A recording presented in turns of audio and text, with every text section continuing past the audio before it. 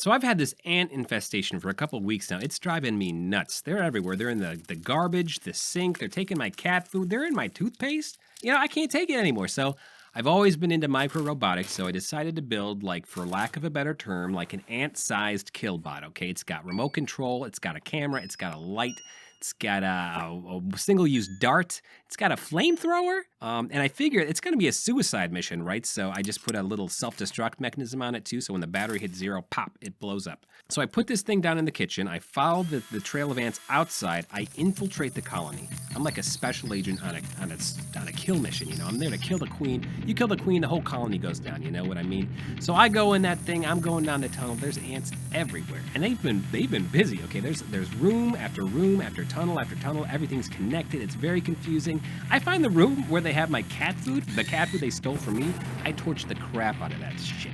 Okay, I back it up, I throw it in reverse, I'm going further down. At this point, though, the battery, it's like at 20%. I'm starting to think maybe this is a bust, I'm not going to find her, Whatever, we keep going. And all of a sudden, this tunnel opens up into this huge cave, and there she is, the queen. She's gigantic. There's ants everywhere. There's larvae everywhere. I turn on the weapon system. I put my crosshairs right between her mandibles. And I pause for a second to, relish this achievement, my victory.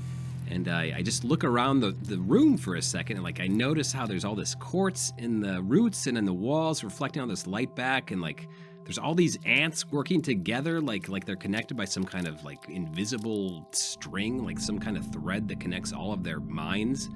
And I don't know, it kind of struck me as it just felt really like it was beautiful.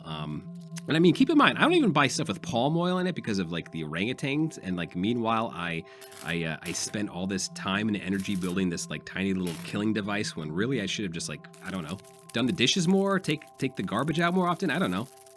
Yeah, suddenly the whole premise seemed insane to me. I felt terrible about myself, and I decided I got to get out of there. I can't do this. So I try to reverse, nothing happens. I try to go forward, nothing happens. I don't know if I'm stuck or if the battery is so depleted that it's not processing anymore. But at this point, I'm just in a complete panic. I'm just mashing the controls, just trying to move it all. And of course, I'm completely aware of the fact that everything I do to the controls it's just depleting the battery faster. And sure enough, battery hits zero, pop, whole thing explodes.